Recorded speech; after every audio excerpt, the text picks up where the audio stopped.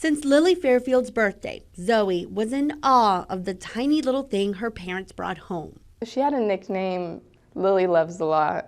The sisters grew up together, playing, jumping on beds, dressing up, and later doing what teenage girls do. I took her to go get her senior portraits done, and we had so much fun with that.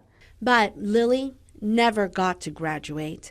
On November 10th, as Zoe drove her little sister to school, all of those hugs, those giggles, got ripped away. While coming up on a hill on West Highway 42 in Lagrange, a pickup truck crossed into Zoe's lane. Police said the car in front of them swerved, landing in a ditch. The truck then slammed right into the two sisters. The driver of the car in front of them ran to Zoe, who'd broken her back, and held her hand. I'm so grateful that he did that, because in the moment, I felt so alone. A source would soon give me the pickup driver's name and told me to investigate. What I found on Teresa Devine, a collage of mugshots from several counties, a total of 13 prior arrests, felonies for theft, burglary, driving without a license, and violating probation. But it's the citation I found in Louisville that shook Lily's father. It's so far out of my comprehension, I can't even fathom how they would get out. Just 3 days prior to Lily's crash, Devine had been charged with DUI. The detailed police report said Devine was driving erratically, swerving and crossing the lane into oncoming traffic. She was severely impaired and disheveled, her speech slurred, her eyes glassy and droopy. She was disoriented, confused about where she was headed, the officer wrote. He said Devine admitted to taking a powerful narcotic used for opioid addiction. But despite the history of arrests and violating parole, Devine didn't spend time in jail. She wasn't given a bond either.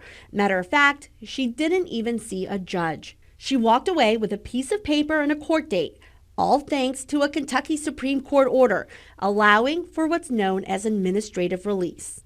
I understand that she is a person, but my daughter was too. And she took my daughter's life away. Administrative release was adapted in 2017 as a way to expedite the release of low to moderate risk defendants.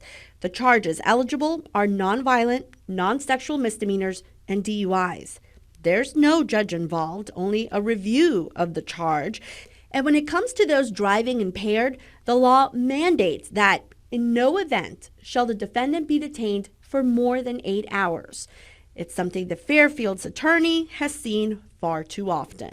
They don't charge your bond. I mean, the fact that it is part of a system where you can be released without paying a dime to get out, even though it's the one crime we throw in your face all over this city, it's just shocking to me. The law says those who have violated a condition of release or those who failed to appear on a charge are not eligible. According to Devine's record, she's been charged with violating her probation at least 3 times. Don't just slap them on the wrist. Make them pay for it. Because now they're having to pay for her mistake, and that's not fair. Zoe and her father are now focused. They want that law changed. Anything that could harm or could kill anyone else that has the potential to do any harm to anybody else, I think that should be taken off the list. Now Zoe will turn to Lily for strength once again, this time to take on the law and help others. I just know that she would say that she's proud of me.